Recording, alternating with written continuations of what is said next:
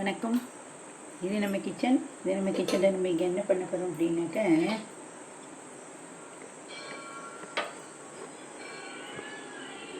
கோதுமை ரவை, பாம்பே ரவா, கோதுமை ரவை 3/4 கப்பு, பாம்பே ரவா 3/4 கப்பு, அவல் 3/4 கப்பு.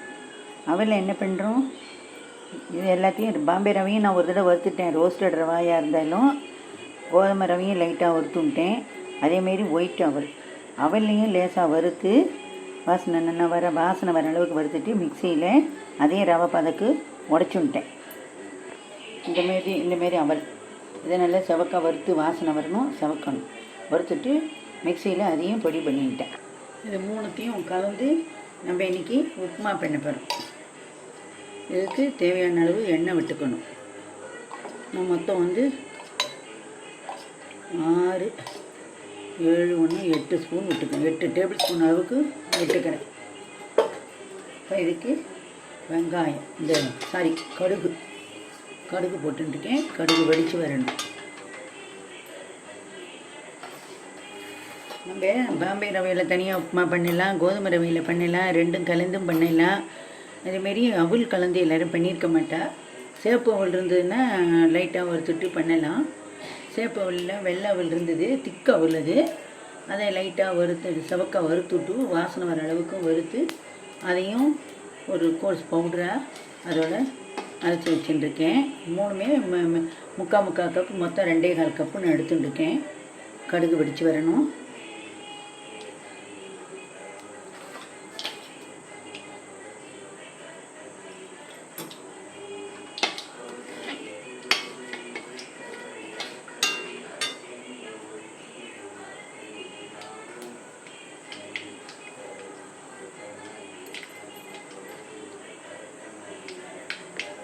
அவல் வெடித்து கடுகு வெடிச்சு விட்டு அதை தேவையான அளவுக்கு கடலை பருப்பு வரும்.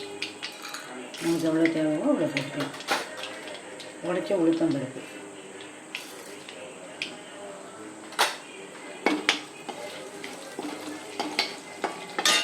இதை 2 மிளகாய் வத்தல், கொஞ்சம் பச்சை மிளகாய், இஞ்சி வச்சுருக்கேன். இது கொஞ்சம் பருப்பு செவந்த உடனே அதை போட்டுக்கலாம். இது சில பேர் மிளகு ஜீரகம் ஈக்குவல் போர்ஷனில் வறுத்து பொடி பண்ணி வச்சுட்டு போடுற வழம் இருக்கா. நான் இதுக்கு போடலை. அது இந்த மிளகு ஜீரகம் அந்த வாசனை ஃப்ளேவரோட அது ஒரு டேஸ்ட்டாக, அது ஒரு டிஃப்ரெண்ட் டேஸ்ட்டில் இருக்கும். நான் முக்கால்வாசி எல்லோரும் தனித்தனியாக தான் பண்ணி இப்போ பார்த்துருக்கோம். இந்தமாரியும் ஒரு தடவை பண்ணுங்கோ, இப்படியும் பண்ணலாம். இந்தமாரியும் ஒரு தடவை பண்ணுங்கோ. இப்போ நல்லா செவந்துடுது. இப்போ பச்சை மிளகாயும் இஞ்சியும் போட்டுட்டோம். குழந்தையெல்லாம் பொறுக்கி எரிஞ்சிரும், போட்டுக்காது அப்படின்னு நினைக்கிறவா இஞ்சியை அந்த கேரட் சீவர்களை வச்சு சீவி போட்டுருங்கோ. இல்லை கொஞ்சம் நிறைய இருந்ததுன்னா மிக்சியில் ஒரு திருப்பிட்டு போட்டு விடணும். இது கூட வெங்காயம் போடணும். வெங்காயம் நல்லா பெரிய வெங்காயமாக நான் 2 வெங்காயம் எடுத்துட்டுருக்கேன்.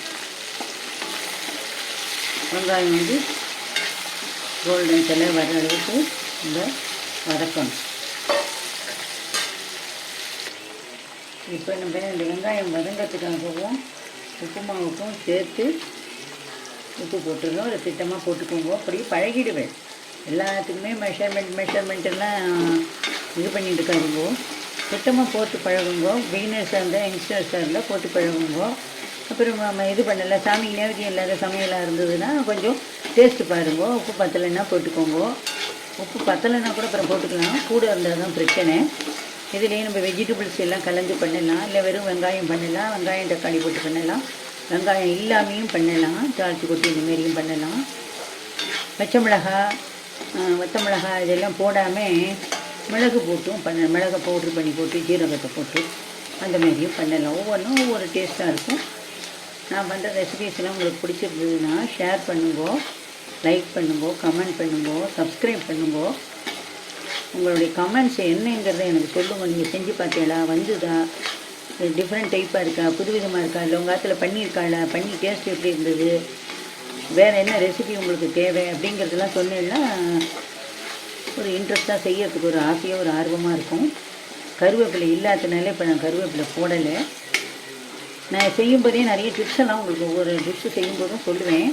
அதெல்லாம் உங்களுக்கு தேவையாக இருந்தால் ஃபாலோ பண்ணுங்க. இப்போ இதே நம்ம பண்ணும்போது என்ன அப்படின்னு கேட்டேன்னா, இப்போ நமக்கு இதேமாரி பண்ணி இதுவாகிடுது, போர் அடிக்கிறது அப்படின்னா ஒரு செகண்ட். இப்போ அது வதங்கினது போதும். நான் எவ்வளோ ஜலம் விடுறேங்கிறத பார்த்துக்கோங்க. 1 2 3 4 5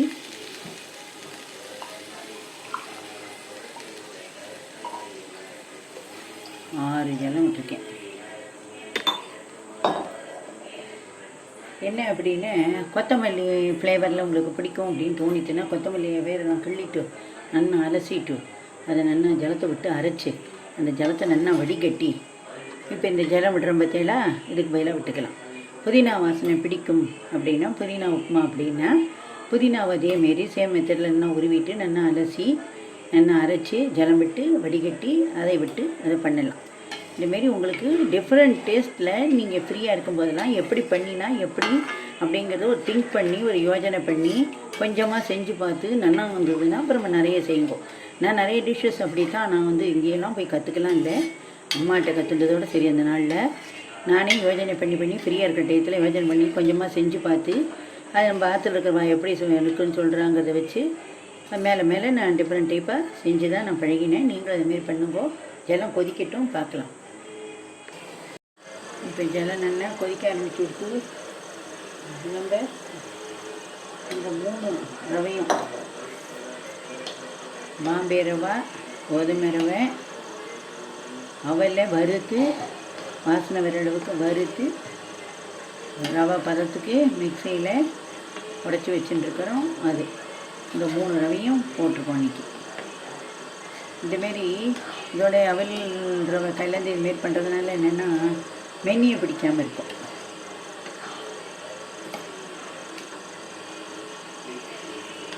நான் சொன்ன டிப்ஸ் எல்லாம் ஃபாலோ பண்ணி நிறைய பண்ணுங்க. எல்லா குழந்தைகளுக்கு செஞ்சு கொடுங்க, உங்கள் ஆத்துக்காருக்கு செஞ்சு கொடுங்க, மாமனார் மாமியாருக்கெல்லாம் பண்ணி கொடுங்க. எல்லோரும் ரொம்ப சந்தோஷப்படுவோம், அவங்கள அப்ரிஷியேட் பண்ணுவாள். இன்னொரு டிப்ஸ் என்ன சொல்கிறேன்னா, இப்போது நம்ம ஆற்றுல இருக்கிறோம், ஒரு 7 மணிக்கு குழந்தைகளுக்கெல்லாம் கொடுக்கணும், வயசானவங்களுக்கு கொடுக்கணும். வீட்டில் இருக்கிறவங்க உங்கள் பிள்ளையோ உங்கள் ஆத்துக்காரோ உங்கள் பொண்ணோ யாரும் அவங்க லேட்டாக தான் ஒரு 10 மணிக்கு வருவாள்.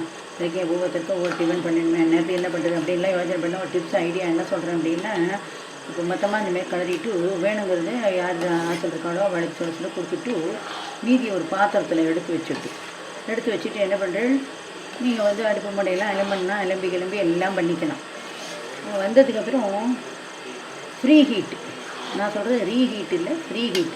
என்ன அப்படின்னா ஸ்டீம் குக் பண்ணிவிடுங்க. ஒரு குக்கர் எடுத்துக்கோங்க, குக்கரில் ஜலத்தை வச்சு ஒரு ஸ்டாண்டை போட்டுக்கோங்க.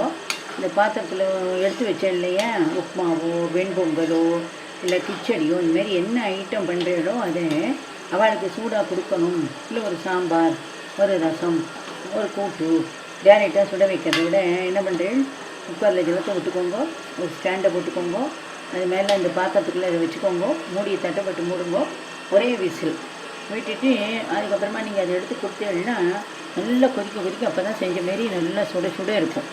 நல்லா சாம்பார் சாதம், புலாவு, ஃப்ரைட் ரைஸு எதுவாக இருந்தாலும் நான் சொல்ல ஹோட்டல்லாம் அந்தமாரி தான் பண்ணுறா.